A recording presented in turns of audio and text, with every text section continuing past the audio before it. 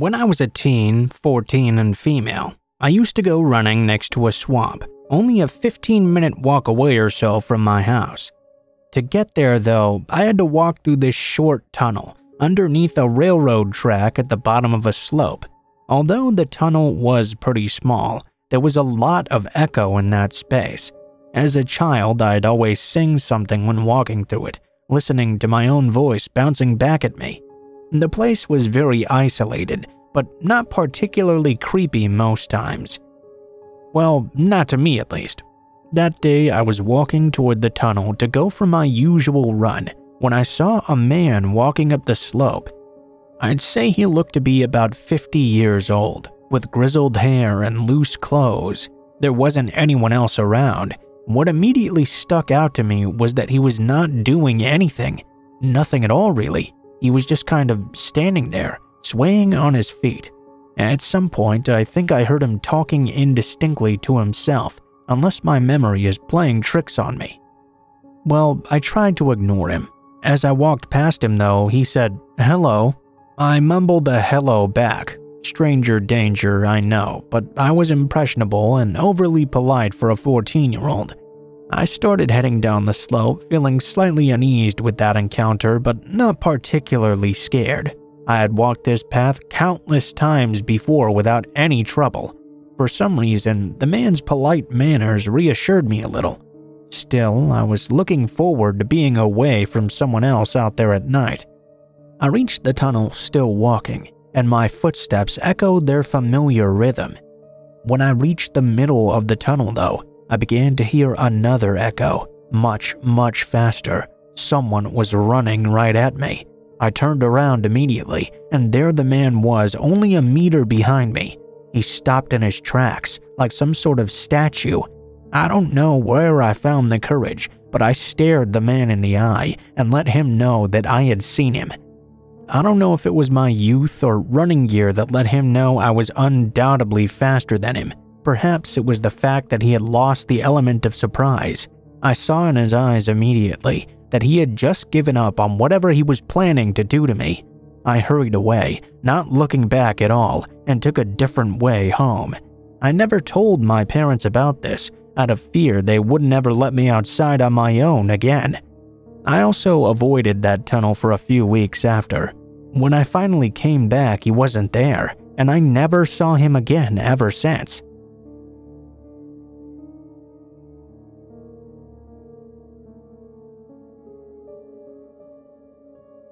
Back in 2007, shortly after my 15th birthday, my mom was out of town for a few days on a business trip. My mom and I lived alone in a small house, in a neighborhood that was on the sketchier end of decent. That fact, combined with her paranoia about me being home longer than 4 or 5 hours, meant that I had to stay over at a friend's house while she was gone. Thankfully, this friend's house was just across the street and 1 house over from my own. The place my mom was going was only about 2 hours away. I'd gotten a big bug up my ass about being treated like the young woman that everyone kept calling me, so for the week leading up to the trip, I was moaning and groaning about being old enough to take care of myself. I insisted that I could simply check in with my friend's parents every now and then. In truth, my house was pretty creepy at night, even when my mom was there with me. I'd found out the day my mom was scheduled to leave that my friend had somehow gotten her hands on a PlayStation 3, so it really didn't take me very long to get over being unfairly babysat. At around 11 on the last night I was there, we ended up back in my friend's room screwing around with the brand new flip phone I had gotten for my birthday. Her parents had gone out hours earlier after buying us a pizza for dinner and probably weren't going to be back for at least an hour. We'd gotten quite bored downstairs with her one PS3 game that we'd been playing for days already. Turns out she did have a PlayStation, but didn't have any money to actually buy games for it. I guess that's how it usually goes though when you're a kid, huh? It was too late to call any of our friends over, but I knew my mom was coming home tomorrow morning at some ungodly hour. I knew that she had this thing about our answering machine as well. No matter how tired she was, no matter where she'd gotten back from, if there were any messages on the machine, she'd listen to all of them. being the bored 15-year-olds we were, my friend and I decided to leave a message or two for my mom to find in the morning. We called my home phone and put it on speaker, cracking up and trying to figure out what our message was going to be about. It normally took about 5 rings for a call to go to the machine, but on the 3rd ring, the phone was picked up. "Hello?" The voice sounded like it belonged to some 60-year-old guy who had been smoking for the last 40 years of his life, but even past that, there was this menace to his voice. I can't quite describe it exactly, but it sounded cold and dangerous. The sort of voice where if you heard it out in the street, you'd know to stay away from that person immediately. I looked over at my friend in surprise. Her eyes were huge and her face was completely pale. I'm sure I didn't look any better. Neither of us could get it together to say anything in response. "Hello?" he said again. There was a brief pause, and I tried to squeak something out along the lines of, "Who the hell are you, and why are you in my house?" The man leaned into the phone and said with a very low voice, "You shouldn't have called." There was some sort of slam, and the call disconnected. I immediately dropped my phone and proceeded to freak the fuck out, as did my friend as well. She asked me if I knew who that was, and I said no. Of course I didn't know this creepy-ass guy answering my home phone at 11 at night. We checked the call log to see if we'd accidentally called the wrong number, but no, it was the right one. We were so shaken up that we couldn't immediately figure out who we should call or what we should do. If we should call the cops or call my mom or call my friend's parents or run around making sure all the doors and windows were locked. We ended up sprinting around my friend's house, double-checking every lock we could check while gasping out what happened to my friend's parents on the phone. They were about 15 minutes away and said they'd call 911. Her mother told us to stay in my friend's room with the door locked and all the lights on, just in case this guy was going from house to house. For 10 minutes, we were huddled in the far corner of my friend's room, basically under her bed, jumping every time the house settled or one of our legs scraped the carpet. Needless to say, you can imagine how freaked out we were when her parents rushed in and started rattling at our bedroom door, forgetting it had been locked on their orders. The cops got to my house not too long after her parents got home. To be honest, I don't really remember a lot of the specifics about what the cops were doing, mainly because I refused to set foot outside of the house. I remembered that they asked my friend and I a lot of questions though. Unfortunately, we couldn't really give them a lot of information.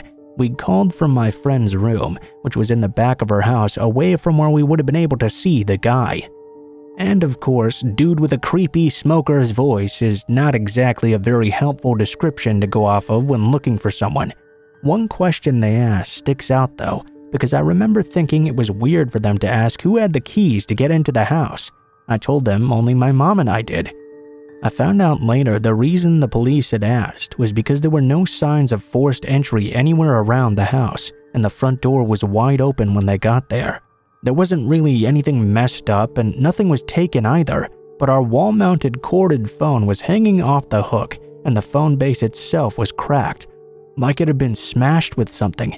Both my mom's room and my room had some stuff moved around and displaced, like someone was going through all our drawers in our rooms specifically.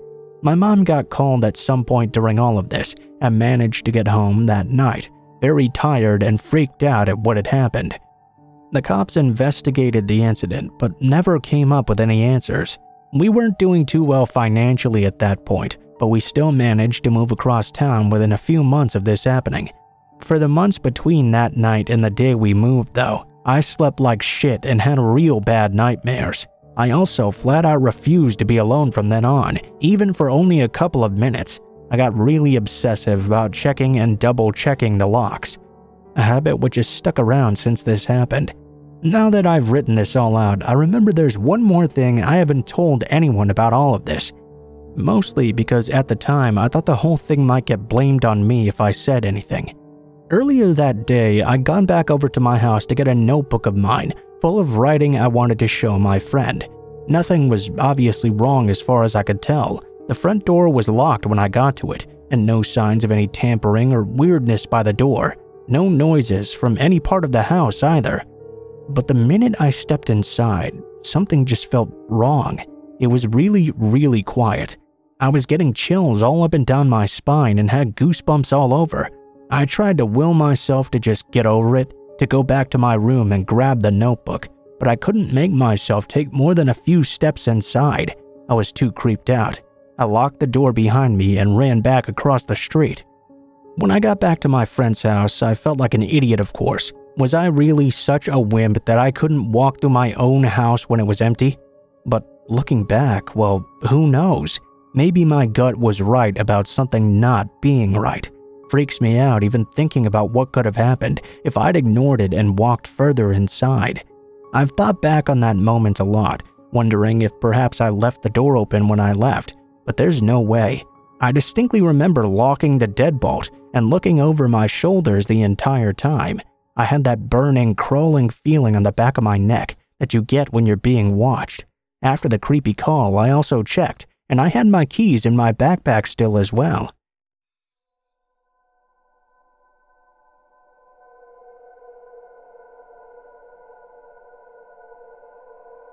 This happened years ago, when I was about 13 or 14.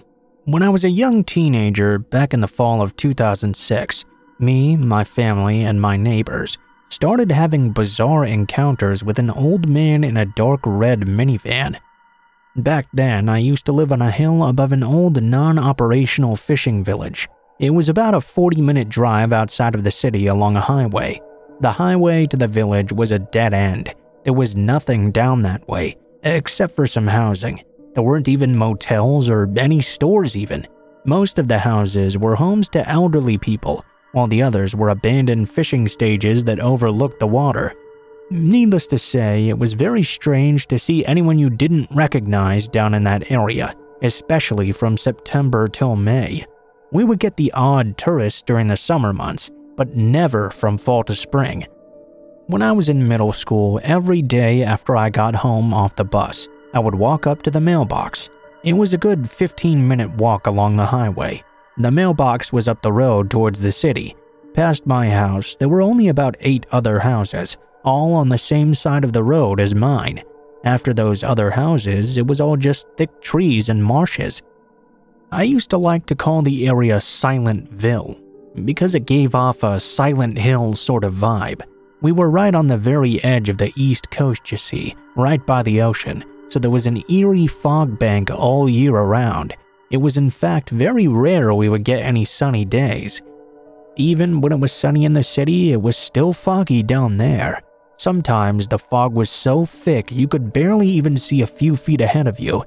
Anyway, one afternoon after school, while I was on my usual trek back home after checking the mailbox, I heard the rattling of a vehicle off in the distance in the fog. I always walked facing traffic, since my mother would have a fit if I did not. Safety rules and all that. It was crawling towards me, headlights now clearing the fog. It was probably going about 5 miles per hour, which was odd considering the speed limit here was about 70. The minivan came to a halt about 10 feet ahead of me, just stopped there, right in the middle of the highway.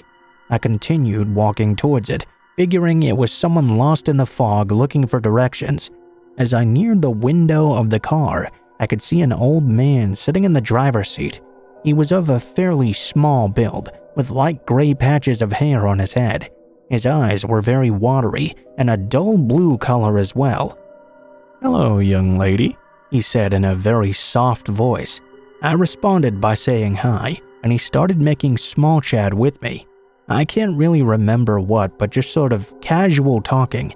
I noticed he had a small fluffy white dog in his passenger seat as well.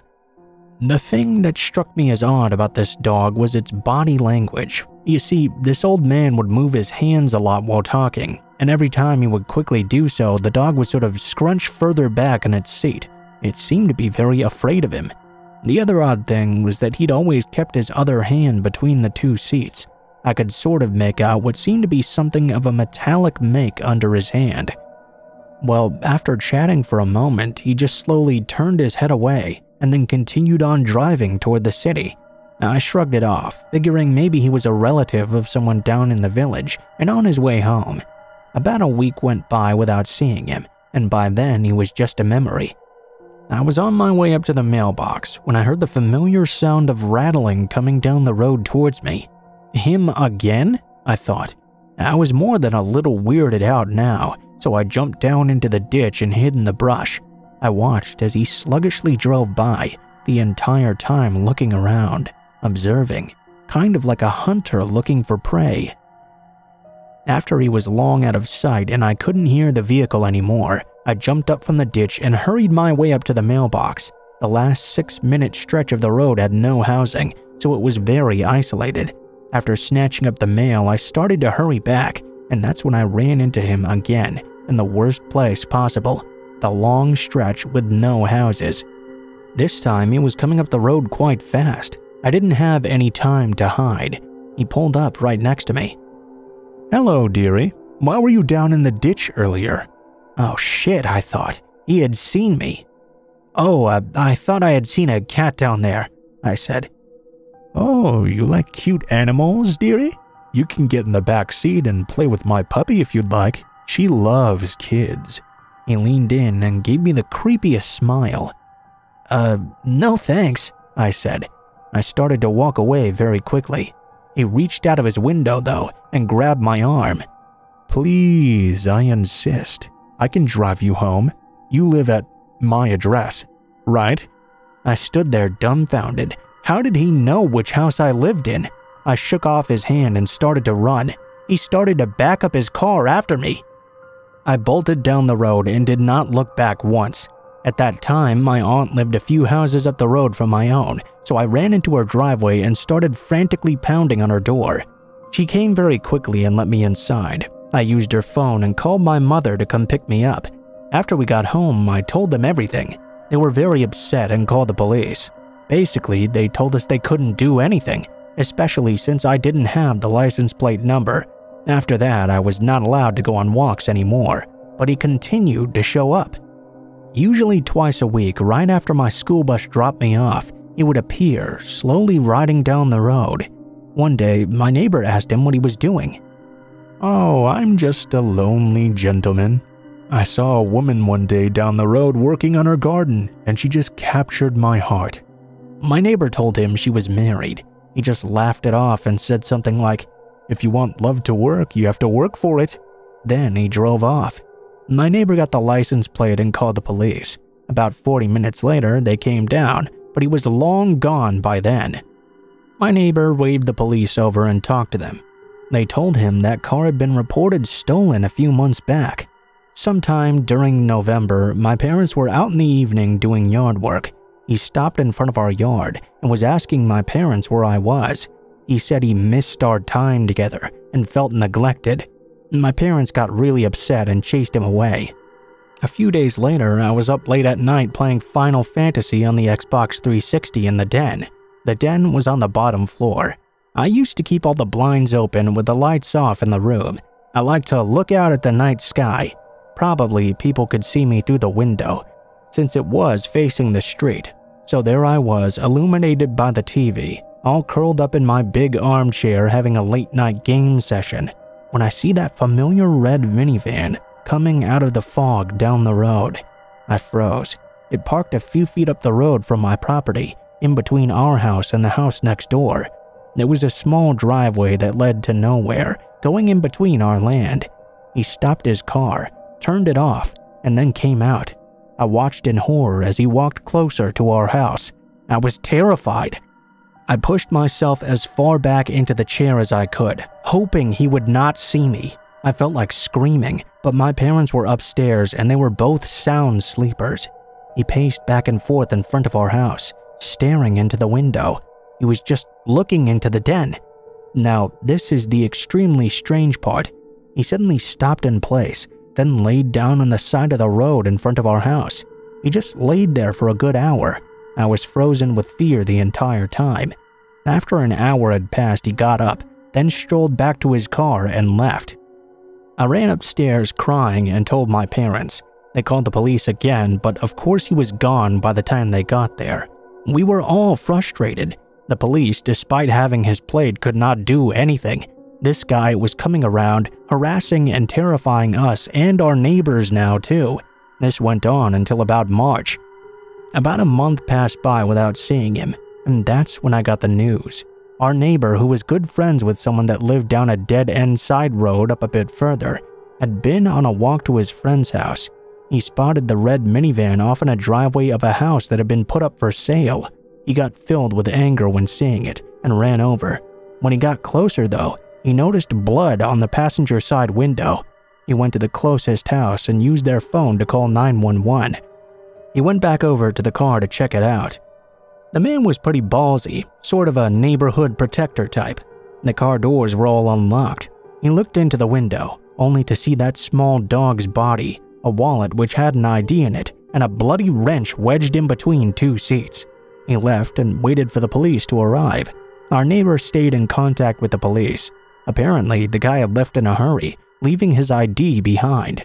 Turns out he had just been released from prison not too long ago for offenses toward minors. We didn't get any more details though. I felt so horrible for that dog. I really hope he never got his hands on another animal again. Sometimes I worry he went on to harass other people the very same way he harassed us.